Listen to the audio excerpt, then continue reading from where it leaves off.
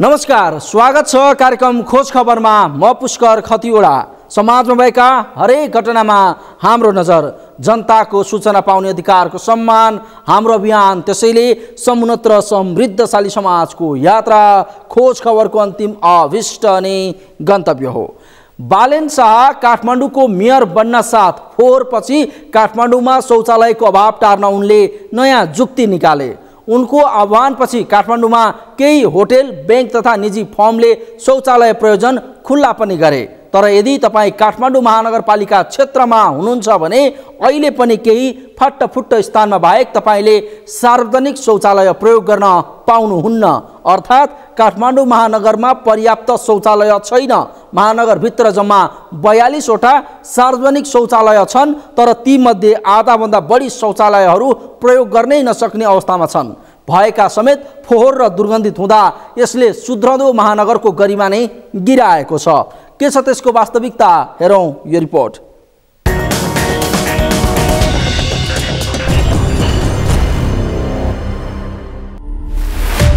काठमाडौँ महानगरभित्रका शौचालयको कन्तबिजोग।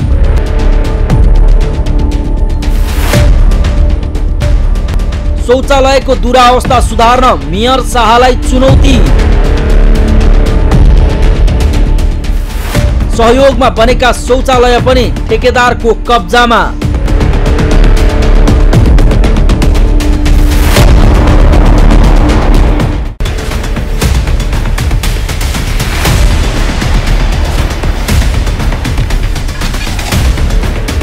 दृश्यमा देखिएको यो शौचालय काठमाडौँ महानगरपालिका क्षेत्रभित्रको हो। यी शौचालयको अवस्था र यसको दुर्गन्धले महानगरपालिका भित्रका शौचालयको अवस्थालाई बयान गर्छ।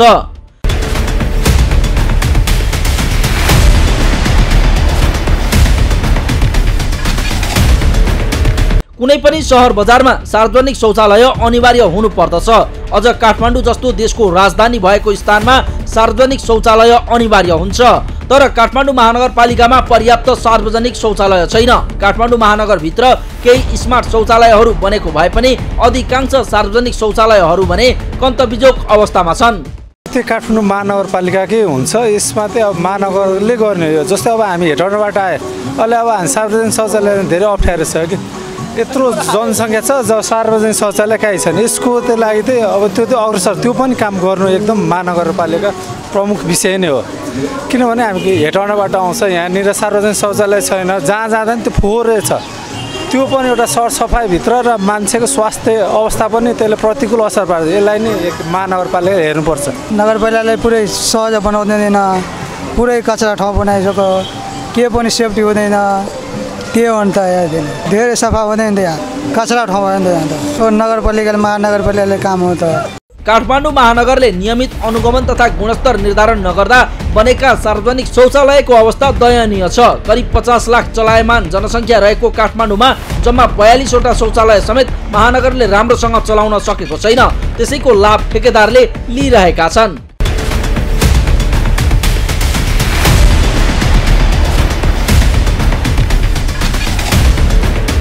महानगरले ठेक्कामा लगाएको शौचालयबाट ठेकेदारले दैनिक 2500 देखि 3000 कमाउने गरेका छन्। चुकुल र पानी समेत नभएको शौचालयमा पैसा असुल्नेको कमी छैन। जथाभावी दिशा पिसाब गर्ने, धुम्रपान गर्ने, प्याड व्यवस्थापनमा लापरवाही गर्ने जस्ता मानवीय कमजोरीका कारणले पनि उपलब्ध शौचालय रोग संक्रमणको केन्द्र जस्तै बनिरहेका छन्। अधिकांश सार्वजनिक शौचालय फोहोर मात्रै छैनन्, महिला मैत्री समेत छैनन्। तर यस्तै प्रयोग गर्न समेत कठिन हुने शौचालय समेत ठेकेदारलाई कमाइ खाने भाँडो बनेको छ। काठमाडौँवासीको लागि मात्रै शौचालय होइन कि, यहाँ त अल नेपालको लागि शौचालयको अति सार्वजनिक शौचालयको महत्त्व छ। यो ठाउँमा कस्तो फोहोर छ।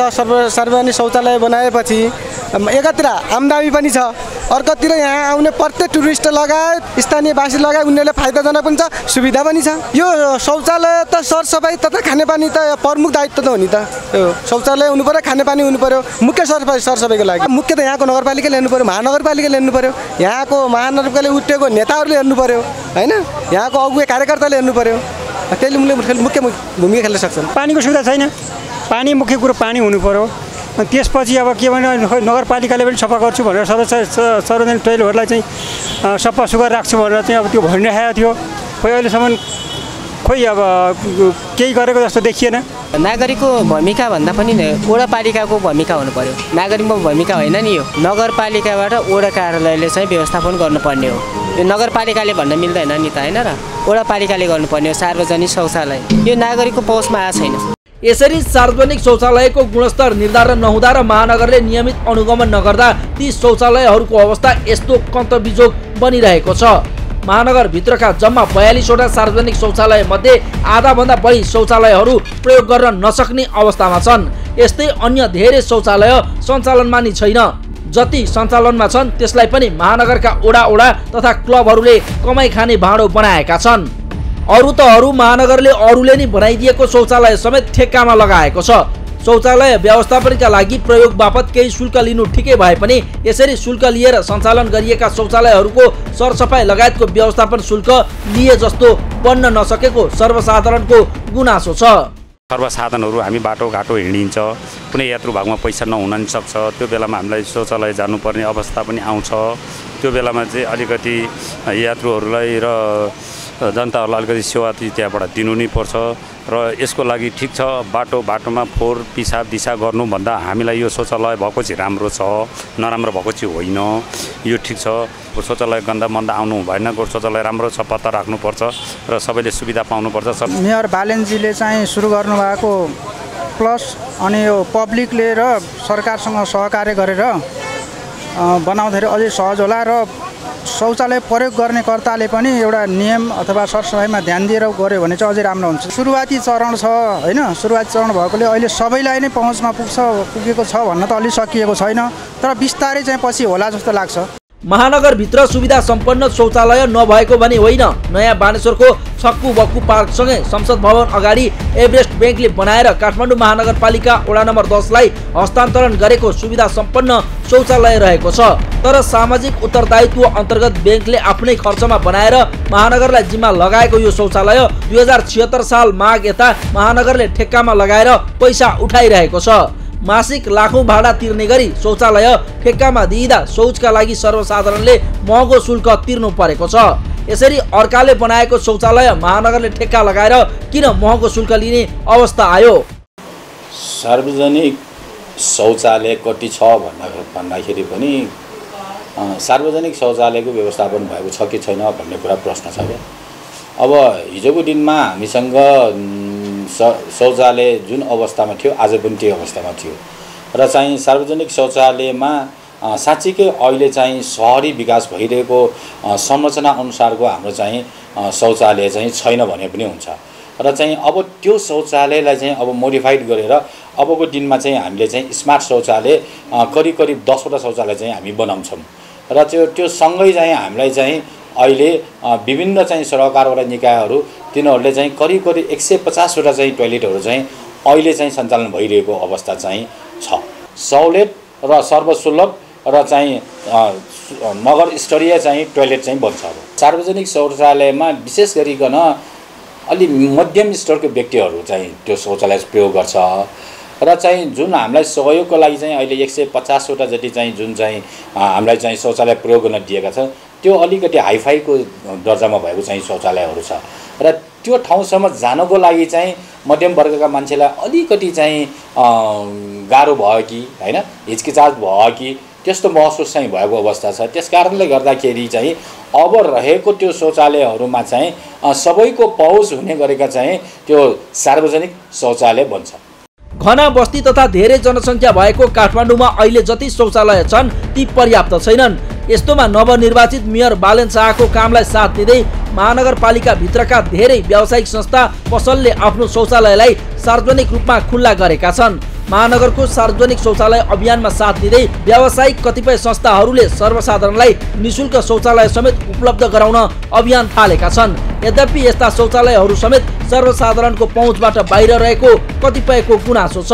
महत्त्वपूर्ण भूमिका नगरपालिकाको हो। नगरपालिका अन्तर्गत वडाहरूको वडा व्यवस्थापन गर्नुपर्ने, नागरिकहरू पब्लिक सपिङ गर्नको लागि बाहिर निस्किन्छन् अथवा कुनै काम विशेषले निस्किया हुन्छन्, उनीहरूलाई अब शौचको व्यवस्था गर्न पिसाब लगाएको हुन्छ, केही गर्न इमर्जेन्सी हुन्छ, कोही रोगी हुन्छन्, कोही बुढापाका हुन्छन्। त्यस्ता मान्छेहरूले त्यहाँ गएर तपाईँको लागेको शुल्क तिरेर पनि गर्ने ठाउँ ठाउँमा भयो भने उनीहरूलाई सुविधा हुन्छ। त्यो सुविधा दिनको लागि महत्त्वपूर्ण ठाउँमा कहाँ राख्नुपर्ने, के गरिराख्नुपर्ने, कुन तरिकाले राख्नुपर्ने त्यो चाहिँ नगरपालिकाकै दायित्व हो। त्यसमा सरकारले पनि भूमिका निर्वाह गर्नुपर्छ। नागरिकको दायित्व त्यसमा के हुन्छ भनेर तपाईँले सोध्नुभयो भने नागरिकको दायित्व चाहिँ के हुन्छ, शौचालय शौच गरिदिने हो, लागेको तपाईँको दिने हो, उनीहरूले गर्ने हो। सबैलाई त्यो कुरो सूचित पनि छैन, थाहा हुँदैन कुन ब्याङ्क कहाँ छ, कहाँ खोलिदिया हुन्छ। म यहाँ अहिले आएँ, यहाँ त एउटा सार्वजनिक शौचालय छ तपाईँकै अगाडि, अब यो चाहिँ देखाएको छ, यहाँ लाग्ने शुल्क तिरेर म लिन्छु होला होइन, सुविधा लिन्छु होला। तर बाँकी यहाँ कुन चाहिँ घरमा कुन चाहिँले छोडिदिएको छ थाहै छैन मलाई। त्यसको लागि आधिकारिक जानकारी कसरी हुने, पब्लिकलाई जानकारी कसरी गराउने, त्यो नगरपालिकाले गराउनु पऱ्यो नि त। फलानु वडामा फलानु घरमा यहाँ तपाईँलाई चाहिँ सुविधा छ है, तपाईँलाई इमर्जेन्सी परेको बेला भन्ने कुरो जानकारी, त्यसको सूचना चाहिँ छैन। त्यसकारण त्यो सहज रूपले उपयोग भएको छैन। काठमाडौँवासीहरूले सहयोग गरेका छु भनेका छन्, हामीले टोयलेट दिएका छौँ भनेका छन्, कहाँ दिएका छन्, के दिएका छन् थाहा छैन। सूचनाको हक चाहिँ त्यो पुगेको छैन। यसरी हरेक स्थानीय तह चुनावमा राजनीतिक दलले काठमाडौँमा फोहोर व्यवस्थापन, पानीको उपलब्धता र सार्वजनिक शौचालय निर्माणलाई चुनावी एजेन्डा बनाएर चुनाव जित्ने गर्छन्। तर काठमाडौँमा यी समस्या भने वर्षौंसम्म जिउका तिउँ छन्। 2074 सालमा काठमाडौँका मेयर बनेका विद्यासुन्दर साक्यले भित्री सहरका हरेक 500 मिटर तथा बाहिरी सहरमा आवश्यकता अनुसार सार्वजनिक शौचालय बनाउने प्रतिबद्धता जनाएका थिए। तर साक्यको पालामा महानगरले सहरमा एउटा पनि शौचालय थपेन। अहिलेका मेयर बालेन्द्र शाहले सुरुमै फोहोरको व्यवस्थापन चुनौती टारेर शौचालयको एजेन्डालाई केन्द्रमा राखे। महानगरको आह्वानमा अधिकांश निजी होटेल, रेस्टुरेन्ट र ब्याङ्क तथा निजी कार्यालयहरूले आफ्नो शौचालय निशुल्क प्रयोगका लागि खुल्ला गरेको घोषणा गरे। तर उनीहरूको घोषणा पनि महानगरले शौचालय बनाउन बजेट छुट्याउने जस्तै कागजी प्रतिबद्धतामा मात्रै सीमित हुने देखियो। त्यसैले काठमाडौँमा सार्वजनिक शौचालयको अवस्था सुधार्न र नयाँ शौचालय थप्न मेयर बालेन शाहलाई थप जिम्मेवारी बढेको छ। खोज खबरका लागि क्यामेरामा सम्पूर्ण लम्सालका साथमा यशोदा भण्डारीको रिपोर्ट।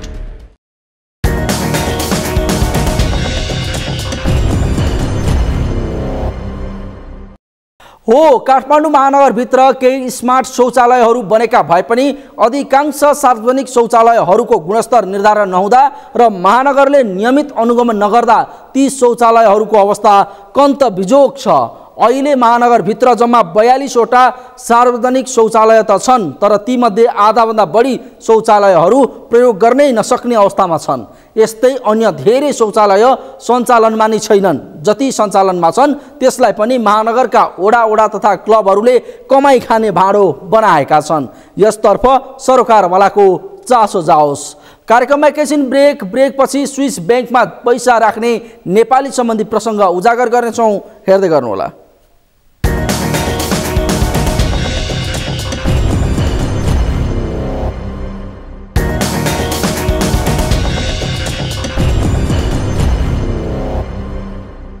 ब्रेकपछि स्वागत छ। कार्यक्रम हो खोज खबर।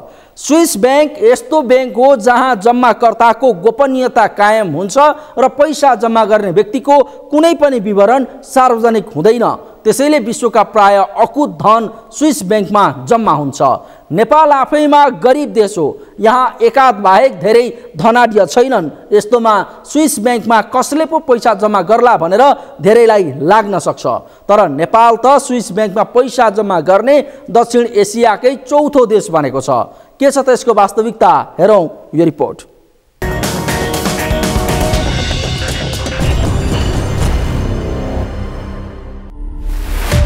ठुलो धनराशि स्विस ब्याङ्कमा जम्मा भएको आशंका।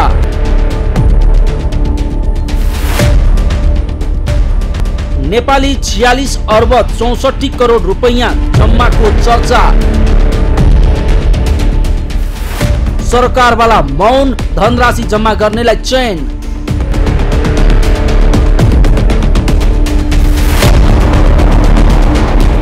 विश्वभर भ्रष्टाचार, अनियमितता र बेइमानी धन्दा गरेर प्रशस्त धन कमाउनेहरूले यस्तो रकम जम्मा गर्ने एक मात्रै ब्याङ्क हो स्विस ब्याङ्क। यो ब्याङ्कमा पैसा जम्मा गर्न सजिलो मात्र होइन, पैसा जम्मा गर्नेको गोपनीयता पनि कायम हुन्छ।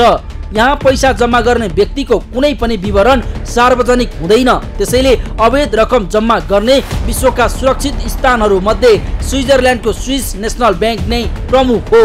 कुनै पनि विवरण, रकमको स्रोत लगायत कुनै पनि कुरा खोल्नु नपर्ने भएपछि विश्वका सबै अकुत धन स्विस ब्याङ्कमा जम्मा हुने गरेको छ।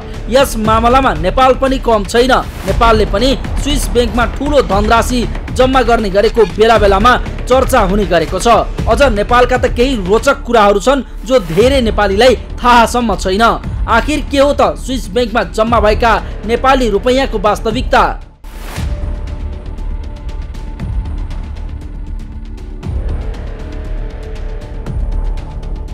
शंकास्पद धन लुकाउनको लागि चर्चित स्विस ब्याङ्कमा नेपालीहरूको पैसा जम्मा हुने क्रम बढ्दो छ। पछिल्ला वर्षहरूमा स्विस ब्याङ्कमा नेपालीहरूले पैसा जम्मा गर्ने क्रम बढ्दै गएको छ। शंकास्पद धन लुकाउनका लागि चर्चित स्विस ब्याङ्कमा नेपालीहरूको पैसा बढ्दै गएको विभिन्न समयमा सार्वजनिक भएका विवरणहरूले खुलाएका छन्।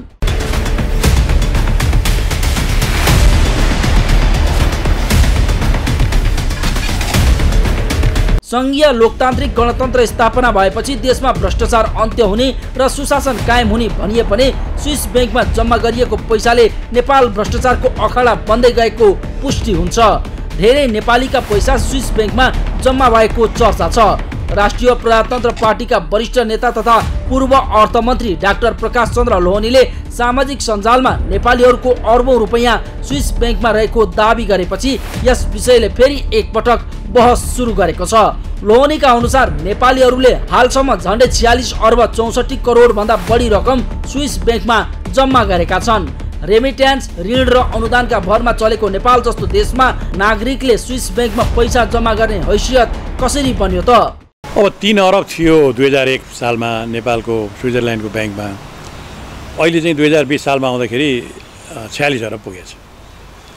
भनेपछि यो त छलाङ साँच्चैकै छलाङ मारेको हो नि त। यो त अग्रगामी छलाङ भने हुँदैन यसलाई। नेपालको पैसा विदेशमा लिएर राख्ने अग्रगामी छलाङ चाहिँ ठुलो बारेको छ। अब यसको सोर्स चाहिँ तपाईँको कुनै गाह्रो कुरो छैन। तपाईँले मैले मनगढन्ती कुरा गरेँ होइन। यसको सोर्स चाहिँ तपाईँ गुगलमा जानुहोस्। गुगलमा Nepalese account bank account in Swiss bank भन्नेमा तपाईँ हान्नुहोस्। मैले पनि त्यसै गरी तपाईँ खोज्दै जाँदाखेरि पत्ता लगाओ त्यहाँ चाहिँ दिएको छ। त उनीहरूले 1-2 जना व्यक्तिको नाउँ दिएको छ, तर सबैको नाउँ दिएको छैन। कसको छ भन्ने दिएको छैन। तर यति चाहिँ राख्ने झिक्ने पनि भइरहेको छ। र अहिले लेटेस्ट चाहिँ 46 अरब जति नेपालको पैसा चाहिँ नेपालीहरूले स्विस ब्याङ्कमा राखेका छन्। यथार्थ चाहिँ के हो भने यत्रो पैसा त गएको छ नि त। त्यसमा हाम्रो व्यापारीहरूको पनि गएको होला, व्यापारीहरूले राखेका होलान्। नेपालका व्यापारीहरूले पनि लगेर राखेका होलान्। ती पनि त्यत्तिकै अपराधीकै दाजुमा पर्छन्, अपराधीकै संज्ञामा पर्छन्। तर हामीलाई भन्नु पऱ्यो के भने नेपालका राजनीतिज्ञहरू, नेपालका ठुला भनेका राजनीतिज्ञहरूले यो रकम उनीहरूको नाममा, उनीहरूको श्रीमतीको नाममा विदेशमा ब्याङ्क एकाउन्ट खोलेको छ कि छैन। यदि खोलेको छ भने त्यो अनैतिक हो, त्यो गैर कानुनी हो र त्यो गर्न पाइँदैन। त्यसको लागि कारबाही हुनुपर्छ उनीहरूलाई। कानुनलाई मिचेर काम गर्ने, कानुनलाई मिचेर लुट्ने, कानुनलाई मिचेर तपाईँको चाहिँ देशको विदेशी मुद्रा बाहिर लैजाने इत्यादि काम हुन्छ भने अब अहिले उनीहरूले गरेका छन्। उनीहरूले कारबाही गरेनन् होला, तर समय आउँछ तपाईँको यसका खोता लिन्छन् र त्यो बेलामा उनीहरूले कठघरामा उभिनु पर्ने दिन पनि आउँछ तपाईँको। राजतन्त्रका बेलामा राजपरिवारले अर्बौं रुपैयाँ स्विस ब्याङ्कमा राखेको हल्ला हुन्थ्यो। राजाले करोडौं करोड स्विस ब्याङ्कमा राखेको ती बेला राजा विरोधी नेताले दाबी गर्थे।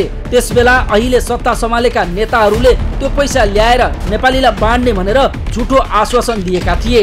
तर अहिले देशमा राजतन्त्र छैन। न त राजाको नि धन स्विस ब्याङ्कमा रहेको खुल्ने कुनै तथ्य नै सार्वजनिक भएको छ। बरु राजतन्त्र हटेपछि स्विस ब्याङ्कमा कतिपय नेपालीको रकम रहेको चर्चा चलेको छ। यी पैसा जम्मा गर्नेमा केही व्यापारी, केही उद्योगी र बढी राजनीतिज्ञहरू नै रहेको आशंका गरिन्छ। नेताले भ्रष्टाचार गरेको रकम स्विस ब्याङ्कमा जम्मा गर्ने र देश कंगाल र झन्झन गरिब बनाएको चर्चा हुने गरेको छ। तर यी चर्चाको वास्तविकता भने पुष्टि भएको छैन। पछिल्लो विवरण अनुसार 2057 सालसम्ममा स्विस ब्याङ्कमा नेपालीहरूको करिब 3 अर्ब 58 करोड रुपैयाँ रहेको भनिएको थियो।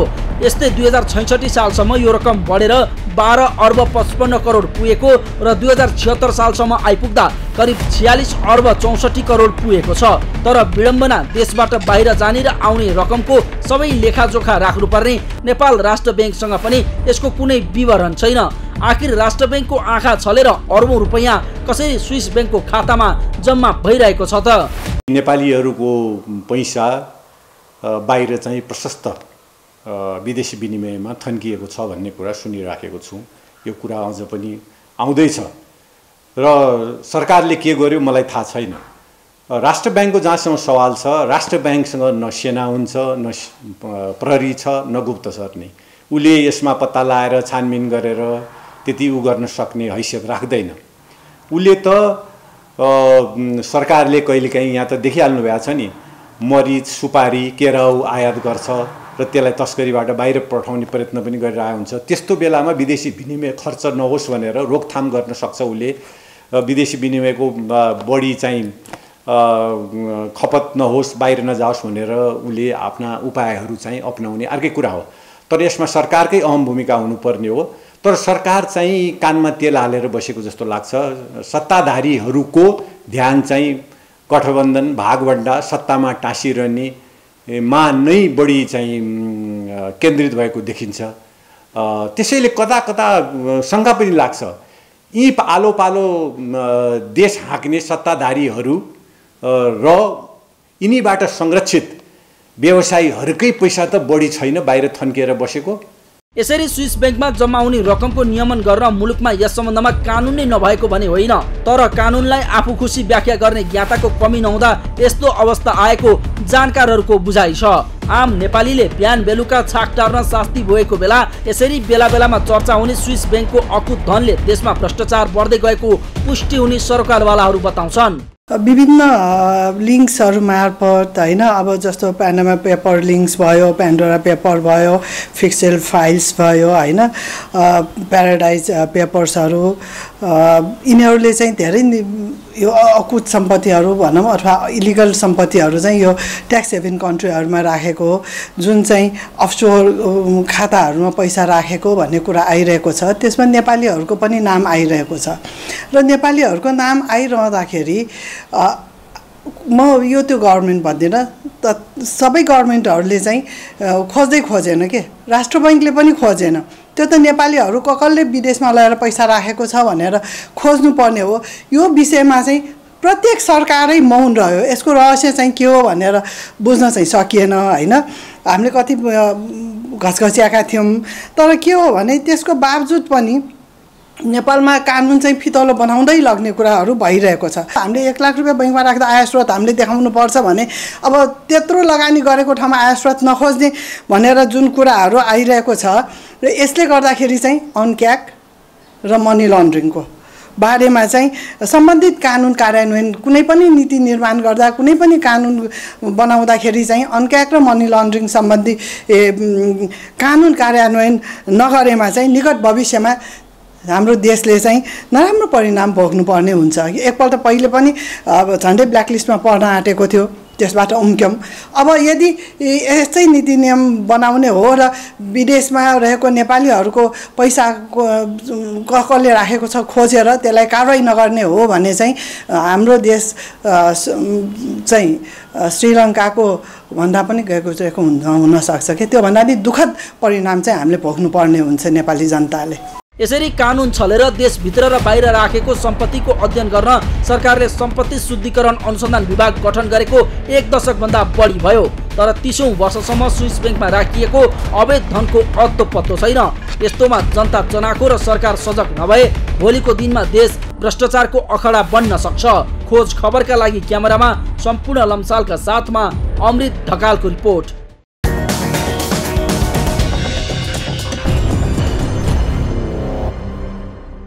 हो, पछिल्लो वर्षहरूमा स्विस ब्याङ्कमा नेपालीहरूले पैसा जम्मा गर्ने क्रम बढ्दो छ। शङ्कास्पद धन लुकाउनका लागि चर्चित स्विस ब्याङ्कमा नेपालीहरूको पैसा बढ्दै गएको विवरणहरू सार्वजनिक भएका छन्। यो क्रम राजतन्त्रको पालामा भन्दा सङ्घीय लोकतान्त्रिक गणतन्त्र स्थापना भएपछि बढेको चर्चा छ, तर यसको वास्तविकता भने प्रमाणित भएको छैन।